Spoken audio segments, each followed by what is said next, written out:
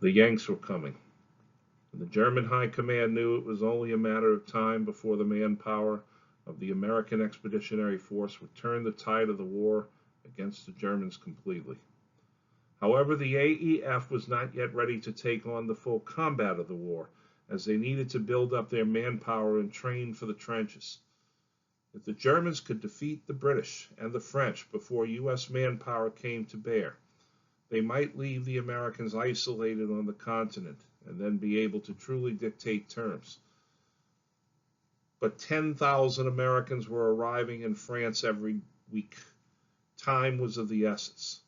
So General Ludendorff, the true master of Germany, planned a series of military offensives in the spring of 1918 that would bring the French and British to heel. But when the French turned the Germans back again outside of Paris and the British held the line in Flanders, the Americans now came into the fray and spelled the doom of the Kaiser's army and the rule of the Kaiser himself. When the war finally ended on November the 11th, 1918, the work then turned to the job of creating a lasting peace, and that task would fall short as the victorious Allies squabbled and the American people wished for a return to peaceful isolationism. That is the railroad car in which the Germans would sign their surrender in 1918. This is a map of the Western Front at the outset of 1918. You can see that the blue line of the front bulges in several areas, and those are the salients of which were spoken earlier. The most noticeable of these was the Saint-Mihiel salient to the east of Paris, as well as the salient near Ypres in Flanders. The shaded area shows the farthest advance of the German army up to the Second Battle of the Marne. Take notice of the smaller of the two green forests in the center of the map. That is the Argonne Forest, in which the American Expeditionary Force will conduct the last great offensive of the war. The object for the German army was clear, although difficult. Defeat the French before American forces could get into the war. In order to achieve this goal, the Germans needed first to defeat the British and drive them back to their channel ports, and perhaps even off the continent. As such, they commenced the spring offensives with Operation Michael on March 21st, 1918, the first day of spring. Once again, artillery opened up along the already war-torn landscape of the Somme. Trench mortars, mustard gas, chlorine gas, tear gas, and smoke canisters were concentrated on the forward trenches, while heavy artillery bombarded rear areas to destroy Allied artillery and supply lines. The immensity of the barrage was such that the study of David Lloyd George back in London vibrated faintly from the concussions across the English Channel. The Germans were pushing for the town of Amiens, one of the chief British railway and communication centers. At first, the British were pushed back. However, the Germans outran their supplies and bogged down, giving the British time to counterattack. Later that month, Ludendorff now shifted the offensive toward the town of Ypres and named this operation Georgette. On March 26, 1918, the Allies met at the Hotel de Ville in Dijon for a conference which they finally agreed to coordinate their military operations. They appointed Foch Generalissimo, supreme commander of the Allied forces. The biggest issue was that the British feared that the French army may capitulate, but one of Foch's remarks at the conference assured the British about his qualifications for the role. I would fight without a break. I would fight in front of Amiens. I would fight in Amiens. I would fight behind Amiens. I would fight all the time. I would never surrender. By this point, American reserves that had already been in France for quite a while were now ready for combat. They had been training in quiet sectors of the front for some time, and the French wanted them to replace their losses in the army. However, Pershing resisted this. He did not want to use American troops as reserves. He understood that the morale of his men would suffer unless they fought under their own flag. However, he did allow some troops to fight under Australian commanders for experience, he did issue strict orders that the American Expeditionary Force would fight under its own flag. There was an exception to this rule: African American troops. Pershing had been a champion of the black soldier prior to the war, and his nickname, Blackjack, had actually been another nickname which started with a word beginning with the letter N rather than black, because he had commanded the Buffalo Soldiers. However, Pershing understood the mood of American soldiers at the time and wanted to focus on the Germans, not on social issues at the moment. So he sent African Americans to fight with French units, and the French treated these men as equals, with dignity, allowed them to sit at the same tables with them, allowed them to sleep alongside of each other in their barracks. They treated them with dignity. And that had repercussions back in the U.S. when these soldiers returned home. The very first major battle that the U.S. fought alongside these French units was the Battle of Cantigny. It featured the United States 1st Division, where it got the name the Big Red One. Operations Michael and Georgette ground to a halt and fell short of their objectives. Now Ludendorff made his last gamble and tried to knock out the French. The Germans now advanced again toward the Marne River.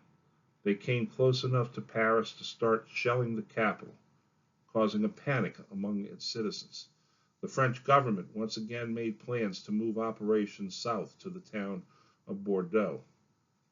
At the farthest point south in the German advance was the town of Château-Thierry.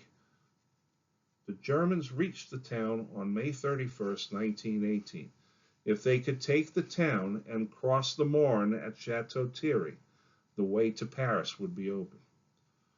Foch, unable to get British assistance because they were already occupied in Flanders, now sent a messenger to Pershing, begging for assistance to defend the town. The man on duty at the time was Major General Fox Connor, the man that you see in the photo, and he was considered to be the brain of the AEF. Immediately he recognized the danger and sent the 3rd Division to reinforce the French defense of the town. Connor's father had fought for the Confederacy during the American Civil War and had been blinded at the Battle of Atlanta. His son now worked closely with a subordinate he regarded as one of the finest soldiers he ever knew, a man by the name of George Catlett Marshall. During the battle, the first major American combat under their own flag, the 3rd Division fought alongside the French and held off the German drive to cross the river and inflicted massive casualties on the Germans. The Army had now earned its battle stripes, and now it was time for the United States Marine Corps to place another chapter in its storied history. It came when the Germans advanced into a small copse of trees used for hunting called Belleau Wood. This caused a gap in the line that needed to be plugged up. From the 1st of June through the 26th, United States Marine Reserve forces consisting of the 1st Battalion, 5th Marines, an element of the Marines' 6th Machine Gun Battalion, joined by the 23rd Infantry Regiment of the U.S. Army, conducted a forced march over 6 miles and arrived in Belleau Wood at dawn. It was a marvelous victory for the U.S. Marines. They were led by Gunnery Sergeant Ernest A. Jansen, who was serving under the name Charles Hoffman because of fear of anti-German sentiment in the Army. He became the first Marine to receive the Medal of Honor in World War I.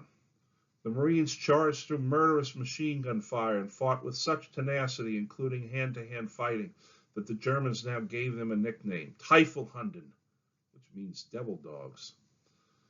Marines actively serving in the 5th and 6th Marine Regiments were now authorized to wear from that point onward the French fourragère on the left shoulder of their uniform to recognize the legacy and valor of their regimental predecessors. There is, of course, a natural rivalry among the services, with the Army looking down on the Marines as being uncouth and savage, while the Marines regarded the Army as soft and always following the Marines. But because of Belleau Wood, the Marines made Army Commander Major General James Harbord an honorary Marine, and it was he who gave the speech at the dedication of the Belleau Wood Memorial. Now and then, a veteran for the brief span that we still survive will come here to live again the brave days of that distant June. Here will be raised the altars of patriotism. Here will be renewed the vows of sacrifice and consecration to the country. Hither will come our countrymen in hours of desperation and depression, and even of failure, and take new courage from this shrine of great deeds. General John J. Pershing remarked after the battle, "The deadliest weapon in the world is a United States Marine and his rifle." This map shows the farthest German advance and then the fallback of the German armies to what is known as the Hindenburg Line. Here are American troops and artillery and supplies going through the town of Château-Thierry. This is the monument to the United States Army at Château-Thierry. It is a very grand monument indeed, and it shows the importance of memorializing war and the deeds that happened there. Here again you see the farthest advance of the German armies as they approach Château-Thierry and Belleau Wood. Lloyd Williams served as a company commander of the 51st Company, 2nd Battalion, 5th Marines during the Battle of Belleau Wood. When he was advised to withdraw by a panicked French officer at the defensive line just north of the village of Lxxiii, he replied, "Retreat? Hell, we just got here." And of course, that's now part of the regimental colors. Lloyd Williams died on June 12, 1918, of wounds received while leading an assault at Belleau Wood. Public relations and troop morale were very important to the civilian leaders. Here you see 76-year-old Prime Minister George Clemenceau visiting the trenches. These were actually not the first trenches he visited, though. He was a young French teacher in Richmond, Virginia, more than 50 years earlier when he went down to the town of Petersburg and viewed the trenches dug by the armies of Robert E. Lee and Ulysses S. Grant as they faced each other in the American Civil War. The Kaiser was also a frequent visitor to the front. Here he is walking through a communication trench, which means that this is a perpendicular trench that services the front line trench. The Kaiser was always very careful, though, to visit a trench that was in a low combat area. King George V, whom you see here on the left, meeting with King Albert of Belgium, considered himself a rather ordinary fellow, and also visited the front on numerous occasions. But the king and the royal family had a serious PR problem. His nation was fighting the Germans. The royal family's name at the time was Saxe-Coburg-Gotha, a German name inherited from his grandfather, Prince Albert. When a group of German planes named the Saxe-Coburg-Gotha Bombardiers attacked a section of London, killing one child in the process, the king was forced to change the name of the royal family, and he changed it to Windsor. When the Kaiser learned of this, he remarked that he planned to go see Shakespeare's play, The Merry Wives of Saxe-Coburg-Gotha. However, the royal family cannot exorcise the German completely out of it just yet. Now that Charles has become king, and then William after him, the royal family name has now become Windsor Mountbatten, and Mountbatten's name is actually Battenberg, after the late Prince Philip's family. As the German offensives ground to a halt, the Allies now counterattacked. An Allied War Council met again in 1918 and agreed to conduct a general offensive to push back the Germans. Again, Foch asked Pershing for reserves to fill the gaps in his line. Again, Pershing said, "We will fight where you tell us, we will fight when you tell us, and we will fight only and only under our own flag." Nonetheless, they decided to coordinate further, and thus begins the 100 Days Offensives. It begins with the Battle of Amiens on August the 8th through 12th, 1918. This is the first major battle featuring tanks. It was a British victory, and the morale of the German army fell so low that Ludendorff called it the Black Day of the German army. On September the 29th, 1918, the French at the St. Quentin Canal punched a hole in the Hindenburg line that was 17 kilometers wide, although they could not exploit it at the moment. This was it for Ludendorff. He was convinced from this point onward that the Germans could no longer win the war. Instead, he would now try and inflict enough damage on the French and British so as he would not lose the war.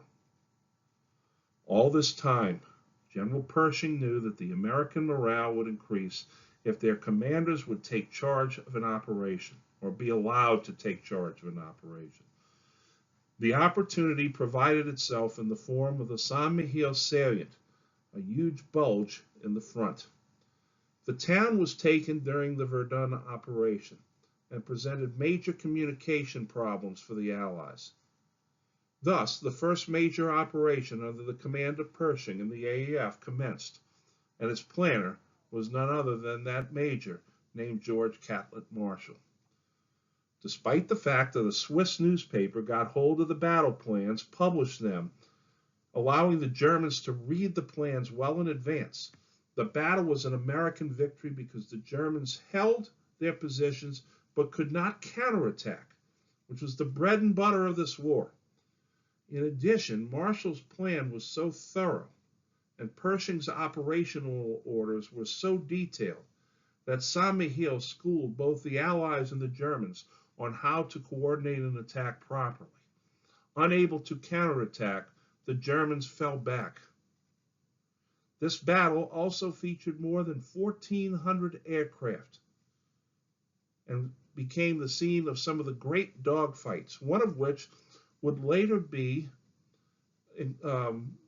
immortalized in the movie Wings, which was the first movie ever to win an Academy Award. Here you see the map of northern France and the Western Front with the major battlefields where Operation Michael took place, the Second Battle of the Marne River, and the Battle of Saint-Mihiel. You also see the three ports that the British used to supply their army: Boulogne, Calais, and Dunkirk. That name Dunkirk, keep it in mind. We're coming back to that later. This map shows the overall plan of taking the town of Saint-Mihiel by not actually going up against Saint-Mihiel, but instead pinching the ends of the salient so that the Germans would be forced to pull back. This map shows the Western Front at the time of the 100 Days Offensive up to the armistice. See if you can find where the Saint-Mihiel salient used to be, as well as where the Ypres salient used to be. The blue shaded areas in the upper right will be the Allied occupation zones after the war, so let's not quite pay attention to that just yet. Another reason the Saint-Mihiel salient was so successful was the fact that American battalion commanders and brigadier generals led from the front and exercised control of the battlefield and the soldiers. Too often with the British and especially the French, the officers were back at the chateaus having good times and resting while the soldiers, the infantrymen, the grunts, were bearing the brunt of the battle. Well, among those intrepid battalion commanders was 33-year-old George S. Patton, Jr., whom you see here. He was wounded through the leg and rear end at Saint-Mihiel while leading 6 men and a tank to attack a German machine gun position. He commanded the battle for another hour from a shell hole before being evacuated. On the way back to a field hospital for treatment, he had some men dig a trench to free stuck tanks. When one of the men refused to work, Patton hit him over the head with a shovel, possibly killing him. Patton would not get to see further action before the armistice, but his combat experience and decorations fast-tracked him for promotion and made him a rising star in the United States Army. Here one sees Patton at Berg in France in 1918 with a Renault FT light tank. Man and machine had fallen in absolute love. The other rising star of the United States Army was 37-year-old Brigadier General Douglas MacArthur. MacArthur's father had been awarded the Medal of Honor at Chattanooga during the Civil War. Certainly a man who had a sense of himself, MacArthur was nonetheless utterly fearless and calm in battle. He even accompanied the French on a raid to capture German prisoners. He was gassed twice during the war, but recovered both times. He was wounded slightly during the San Miguel operation when he went to inspect a gap in the barbed wire. He would later take part in the great Meuse-Argonne offensive, and then he would be captured for a short time by his own men by accident. Now at last the tide had turned completely against the German army, and the Kaiser's legions were just 2 months from surrender, when the Americans launched the greatest offensive in U.S. military history along the Meuse River in a heavily forested region called the Argonne. The Meuse-Argonne offensive began on September the 26th, 1918, and was the first major coordinated American operation of the war. Once again, it was coordinated by Colonel George C. Marshall, having been promoted. Pershing was emotionally unable to plan an operation, having lost one of his children, but he still could lead. This would be the final offensive of the war.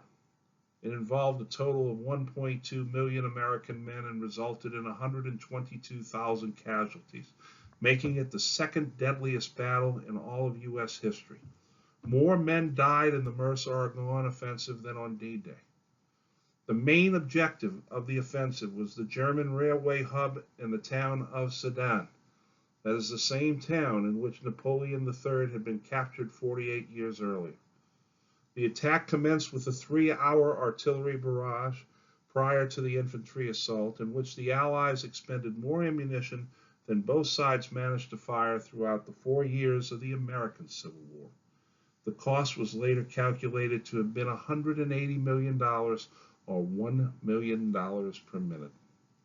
What was supposed to be the pinching off of another salient turned into a massive frontal assault that moved slowly and shattered a number of National Guard units. The most notable event of the battle was when 9 companies of the 77th Division, about 554 men, were isolated by German forces, because French units and American units on the right and left did not move forward as expected.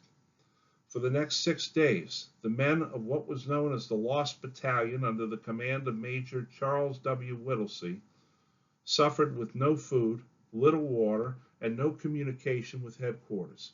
To add to the problem, one of the carrier pigeons they sent flew to the German lines. The second one gave the wrong coordinates and subjected the Americans to friendly fire. But the third pigeon, named Lxxiii, made it back to the lines despite being wounded in the leg and blinded in the eye. Lxxiii became the hero of the 77th Infantry Division. Army medics actually worked to save the life of this pigeon. The pigeon recovered. And when he recovered enough to travel, the now one-legged bird was put on a boat to the United States, with John J. Pershing seeing him off with a great salute. And Charles W. Whittlesey was awarded the Medal of Honor. Whittlesey proved that men who were bookish and bespectacled could also serve with distinction in the war. There you see Whittlesey on the left, commander of the Lost Battalion. Whittlesey possessed a law degree from Harvard. As I said, he was awarded the Medal of Honor for his bravery. However, he tragically would take his own life in 1921, suffering from an acute case of post-traumatic stress. Battery D of the 129th Field Artillery repulsed a German attack. It was led by the man on the right, none other than Captain Harry S. Truman of Independence, Missouri. He would later make something of a name for himself in politics. Here you see U.S. Marines during an offensive in Belleau Wood. The wood has been quite trimmed, shall we say, by the bullets and artillery. The Great War, which had been prolonged for 4 terrible years, and in the minds of many showed no hope of stopping, suddenly came to an end within just a few weeks. And it began with the collapse of the German Allies. On September the 29th, 1918, Bulgaria surrendered, which meant the loss of the Balkans, which cut off German supplies of oil and food. The Austro-Hungarian army, which had been teetering since early 1917, now disintegrated along the Italian front. They signed an armistice with Italy on November the 3rd. The Empire of Austria-Hungary then broke apart as the various nationalities of that realm began to declare their independence. At this point, the young emperor, the successor to Franz Joseph, Emperor Karl, abdicated the throne, and the largest, longest, and greatest dynasty of Europe, the Habsburgs, came to an end. The Ottoman Empire, which had a long history as well, collapsed on October the 30th and signed an armistice called the Armistice of Montrose. And Germany itself was beginning to crumble. Communist revolutions sprung up all throughout Germany. Lenin's plan was working. Morale in the army was very low. The Navy was on the brink of mutiny. Admiral Tirpitz wanted the German Navy to go out in a blaze of glory. The sailors all said, "Fuck you." Ludendorff now began to call for an end to the war and suffered himself a nervous breakdown. Both Hindenburg and Ludendorff now told a shocked Kaiser that the war was over. They recommended an armistice be based on the 14 points. Ludendorff was then fired by the Kaiser. The German Navy now mutinied once and for all. And then Wilson dropped the hammer. He demanded that in order for negotiations to start, the Kaiser must abdicate as Emperor of Germany. At first, the Kaiser wavered. He felt that in order to keep the German army in order, he was the supreme warlord. He would go to be with the army, and he would lead the army home. But on November the 9th, 1918, communist uprisings in Germany now persuaded the Kaiser to abdicate as emperor, but he wanted to remain king of Prussia. However, the new chancellor of Germany, Prince Max of Baden, was cousin to Napoleon III. Max engineered the abdication of the Kaiser in a fait accompli and then sued for peace. The Kaiser was many things, but he was not a fool. He understood what had happened to his first cousin, Nicholas, in Russia. He was not about to go home and be subject to the communists if they took over Germany. And so he sent a message to the Queen of the Netherlands and said, "I want to come there. Will you take me in?" Reluctantly, the Dutch said, "Fine, we'll take you in. We've been neutral through this war." The Kaiser's train then crossed the Dutch border, and the Kaiser was taken in by a fellow order, a member of his fraternity, the Knights of the Order of St. John. They then put the Kaiser into a nice English chateau, or English-style chateau in Holland. And when the Kaiser got there, he took off his uniform and said, "Now I'm going to have myself a nice cup of English tea." This is one of the notable pictures of the war for Germany. Hindenburg is on the left. The Kaiser, with his left arm behind his back as usual, is in the center, and Ludendorff go over war plans at Spa in Belgium. Even though the Kaiser is in the center of the picture, it is Ludendorff that is really running the show by this point. With the Kaiser and his son, the Crown Prince, now having abdicated the throne and safely in the Netherlands, The government of Germany, under the direction of Friedrich Ebert, now got assurances from the army that they would keep order in Germany, and he authorized a surrender. On November the 11th, 1918, in the Compiègne Forest, the same forest where Joan of Arc had been captured by the Burgundians 487 years earlier, the Germans surrendered in a railway car. The armistice took place on the 11th hour of the 11th day of the 11th month.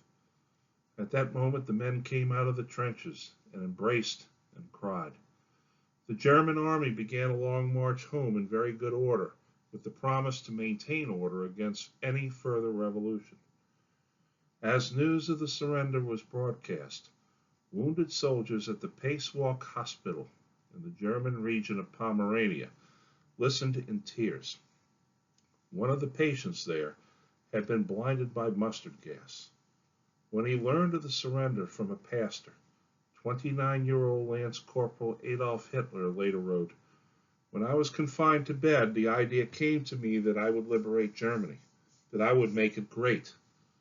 I knew immediately that it would be realized."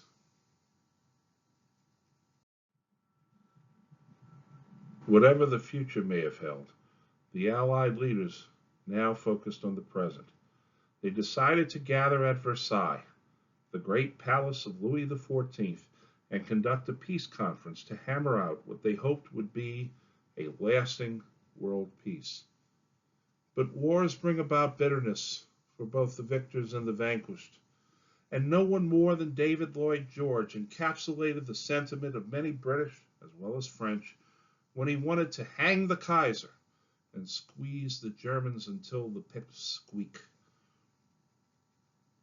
The Big Four represented the Allied powers, and no one had more of a stake in the conference's success than President Woodrow Wilson of the United States.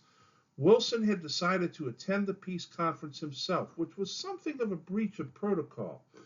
Theodore Roosevelt had actually not attended the Portsmouth Treaty in 1904 and basically swept in to sign it later. But Wilson received rapturous welcomes in both London and Paris, which added to an already growing messianic complex. Furthermore, the United States had suffered only 325,000 casualties, only 125,000 deaths. That's hardly a drop in the bucket as opposed to the French, British, Italians, as well as the Germans and Austrians, who all lost millions of men.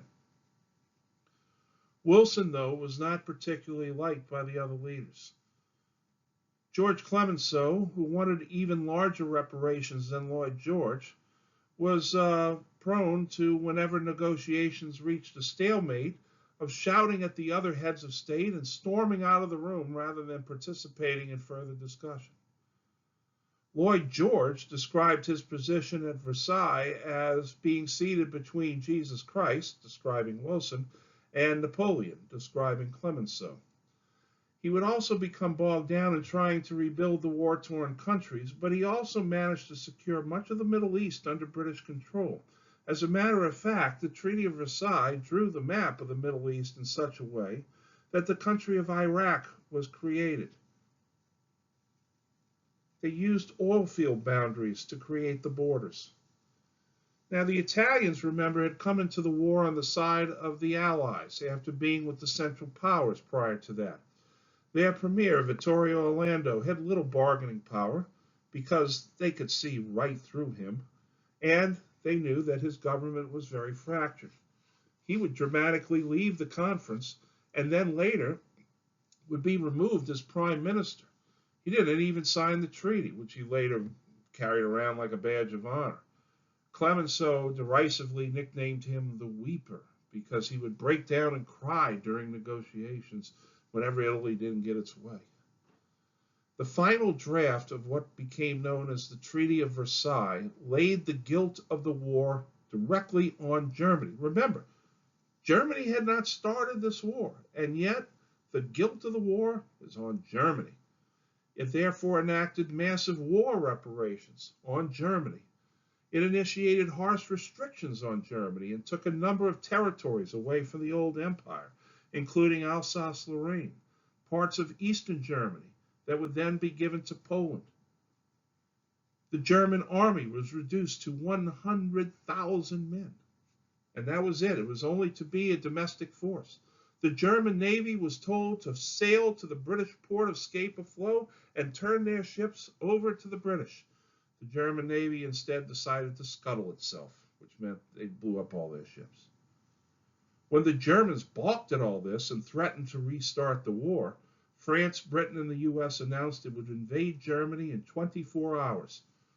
The Germans signed the peace treaty on June the 28th, 1919, the 5th anniversary of the assassination of Franz Ferdinand in Sarajevo.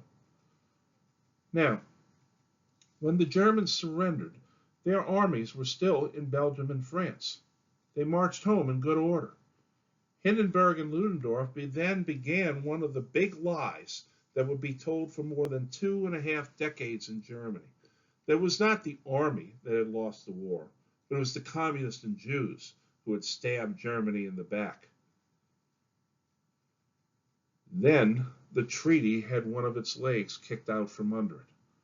Woodrow Wilson returned home with the treaty in his hand, but the separation of powers and checks and balances of the United States Constitution mandates that while the president could make treaties, they did not go into effect until the United States Senate ratified it.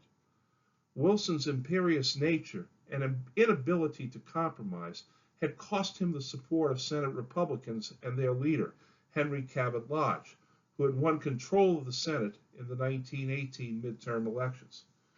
Wilson decided to bypass the Senate and take his case directly to the American people, but he suffered a stroke in Pueblo, Colorado.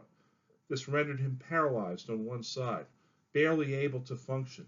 In one of the great secrets in American history, it was his wife, Edith Wilson, who was actually functioning as President of the United States.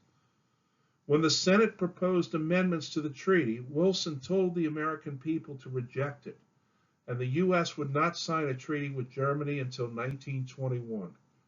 And the Allies had lost the one nation that could truly have backed up the Peace of Versailles with power.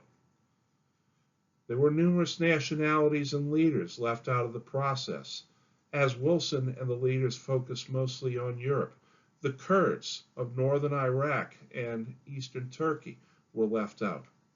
Another group left out were the Vietnamese, led by a 28-year-old Vietnamese pastry chef named Ho Chi Minh, who was denied even an audience to speak with the Big Four, although he had sent numerous letters requesting a simple hearing. Here you see the Big Four, David Lloyd George at the far left, Vittorio Orlando making some sort of a salient point to him, George Clemenceau looking very stiff and old, and Woodrow Wilson towering over them. You see smiles all around, everybody's getting along. It was a photo op. They couldn't stand each other. Here you see one of the large sessions taking place in the Great Theater of Versailles. The final signing of the Treaty of Versailles took place in the Hall of Mirrors, the same place where the German Empire had been proclaimed in 1871, now became the place where the German Empire was brought to an end and humiliated. This is an artist's depiction of the German emissary signing the documents of the Treaty of Versailles as Wilson and Clemenceau, Lloyd George look on. Germany lost a great deal of territory as a result of the war. It lost a portion of Schleswig-Holstein to Denmark up in the north. It had to give Alsace-Lorraine back to the French. The Poles got a sizable chunk of territory in the east. The Czechs also got a small section of Silesia that you see there. And in the upper right-hand corner, you see where the green patch shows the free city of Danzig, which would later become known as the port city of Gdansk in Poland. This was Poland's access to the sea. There were numerous personalities that fought in this war, and I would like to take just a few minutes to show some of them. Three members of the British Army would achieve literary fame. From left to right, John McCrae, a Canadian soldier, physician, teacher, and poet. His poem, Flanders Fields, would become the signature verse of the First World War. In the center is Clive Staples Lewis, going by the name C.S. Lewis. He is the author of the Chronicles of Narnia, especially the one that is beloved by most, The Lion, the Witch, and the Wardrobe.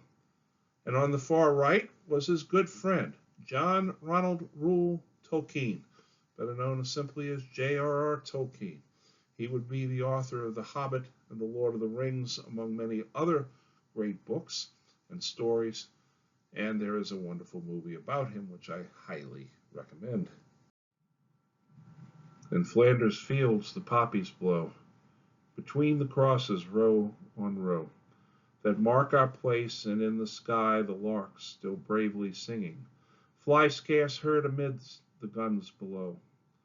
We are the dead. Short days ago we lived, felt dawn, saw sunset glow, loved and were loved, and now we lie in Flanders Fields.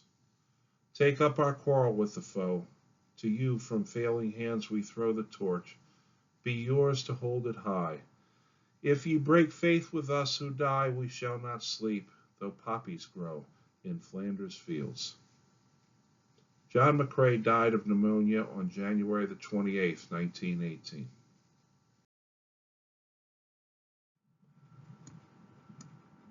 The French also had a number of soldiers who made contributions after the war. On the far left is Pierre Teilhard de Chardin, who was a Catholic priest who served as a stretcher bearer during the war.